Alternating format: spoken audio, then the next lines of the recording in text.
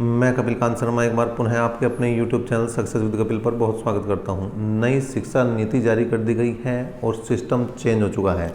अब तक चलता था 10+2, अब चलेगा 5+3+3+4 सिस्टम चलेगा। ये पूरी बात जानेंगे कि 5+3+3+4 में किस तरह से जो है यहाँ पर शिक्षा दी जाएगी, कौन कौन सी क्लास किस किस जगह रखी गई है, यहाँ पर ये सारी चीज़ जानेंगे हम इसमें। साथ ही साथ एक चीज़ और बता दी जाए कि एक क्वेश्चन हो चुका है आपके लिए आसान। क्या जीके का एक क्वेश्चन जो बहुत ही आसान हो गया है, क्या कि पहले आपको अगर कोई पूछा जाता था आपसे कि शिक्षा मंत्री का नाम बताओ तो कई बच्चे कंफ्यूज रहते थे, क्योंकि शिक्षा मंत्रालय नहीं होता था। पहले क्या था, यहाँ पर मानव संसाधन विकास मंत्रालय के नाम से ये मंत्रालय था और वहाँ पर जो मंत्री होते थे वही कहलाते थे शिक्षा मंत्री। लेकिन अब वो कन्फ्यूजन हो चुका है दूर, क्योंकि नाम चेंज करके कर दिया गया है, यहाँ पर शिक्षा मंत्रालय ही कर दिया गया है, उस विभाग का नाम बदलकर। देखते हैं पूरी जानकारी क्या है।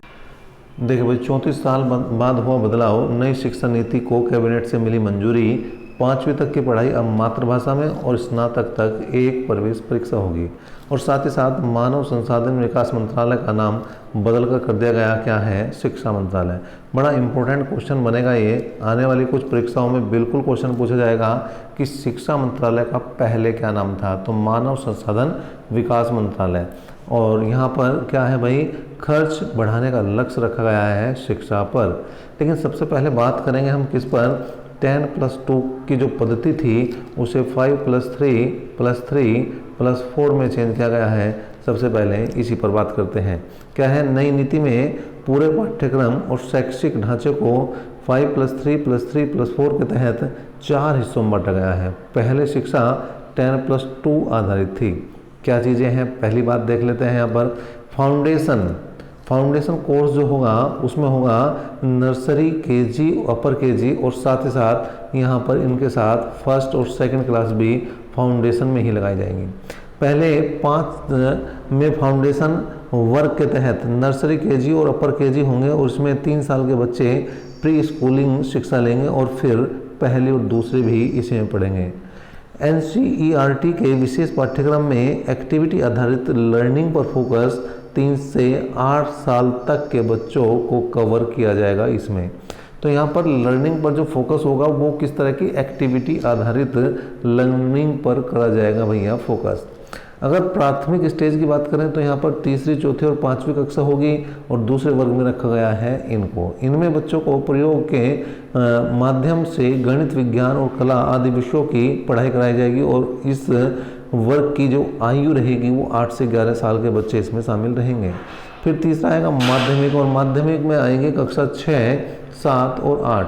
कक्षा 6, 7 और 8 को इसमें रखा गया है और इसमें आयु वर्ग रखा गया है 11 से 14 वर्ष तक का। और इसमें विषय आधारित पाठ्यक्रम रखा जाएगा। कक्षा 6 से ही कौशल विकास कोर्स भी कर दिया जाएगा शुरू और अनिवार्य व्यावसायिक प्रशिक्षण की पढ़ाई में 10 दिन की लोकल क्राफ्ट की इंटर्नशिप भी करनी पड़ेगी। फिर इसके बाद आता है लास्ट वाला, मतलब 4, जो हमने बताया है 5+3+3 के बाद आया 4 और 4 है सेकेंडरी स्टेज। इसमें 9 से 12 तक की कक्षा का रखा जाएगा और यहाँ पर आयु वर्ग होगा 14 से 18 वर्ष की आयु वर्ग वाले बच्चे इसमें रखे जाएंगे।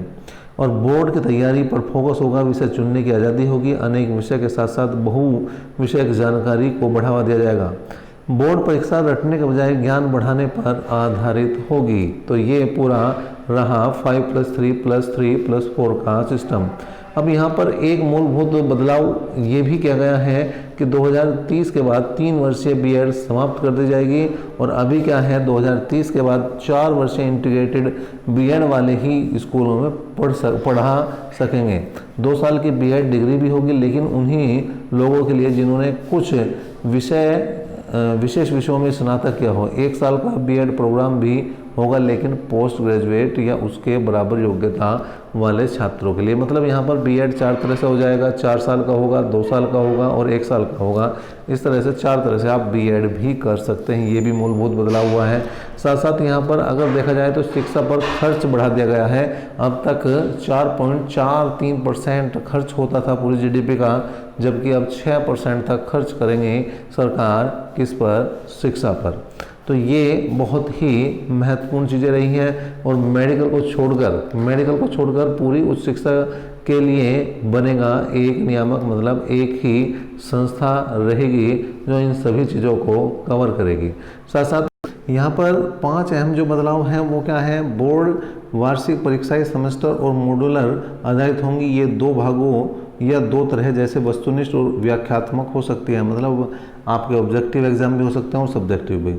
उच्च शिक्षण संस्थानों में प्रवेश के लिए कॉमन एंट्रेंस एग्जाम होगा, मतलब आप BA BCom BSc या BCA BBA करना चाह रहे हैं तो उसके लिए एक ही कॉमन एंट्रेंस एग्जाम आपको देना होगा। साथ ही साथ विधि चिकित्सा कॉलेजों को छोड़कर सभी उच्च शिक्षण संस्थानों का एक ही नियामक, मतलब एक संस्था होगी और MPhil डिग्री को यहाँ समाप्त कर दिया जाएगा। और पोस्ट ग्रेजुएट कोर्स में 1 साल के बाद पढ़ाई छोड़ने का विकल्प होगा, मतलब अगर आप 1 साल करने के बाद भी पढ़ाई छोड़ रही है तो भी आपको कुछ ना कुछ डिप्लोमा या डिग्री दी जाएगी। निजी और सार्वजनिक शिक्षण संस्थानों के नियम साझा नियम बनेंगे, दोनों के लिए लगभग सेम नियम बनाए जाएंगे। और ये बात हम पहले ही बता चुके हैं कि मंत्रालय का नाम बदल दिया गया है, मानव संसाधन विकास मंत्रालय का नाम शिक्षा मंत्रालय कर दिया गया है। अगर यहाँ पर बात करी जाए क्या इंजीनियरिंग छात्रों को राहत, ये बहुत बड़ी खबर है। देखिए क्या है, मल्टीपल एंट्री और एग्जिट व्यवस्था भी लागू की गई है। अभी 4 साल इंजीनियरिंग पढ़ने या 6 सेमेस्टर के बाद किसी कारण आगे नहीं पढ़ पाते तो कोई उपाय नहीं है, मतलब वो उतना समय आपका बेकार है। लेकिन नई व्यवस्था में अगर 1 साल आपने पढ़ाई की है तो सर्टिफिकेट मिलेगा, 2 साल पढ़ाई की है तो डिप्लोमा मिलेगा और 3 साल के लिए आपको डिग्री मिल जाएगी। सभी वैज्ञानिक और सामाजिक अनुसंधानों के लिए नेशनल रिसर्च फाउंडेशन बनेगा। तो ये पूरी अहम जानकारियाँ हमने आपको उच्च शिक्षा नीति से संबंधित दी है। अगर अभी भी आपके मन में कोई डाउट है तो आप हमें कमेंट बॉक्स में कमेंट कर सकते हैं। अभी तक के लिए इतना ही। नेक्स्ट अपडेट तक के लिए धन्यवाद।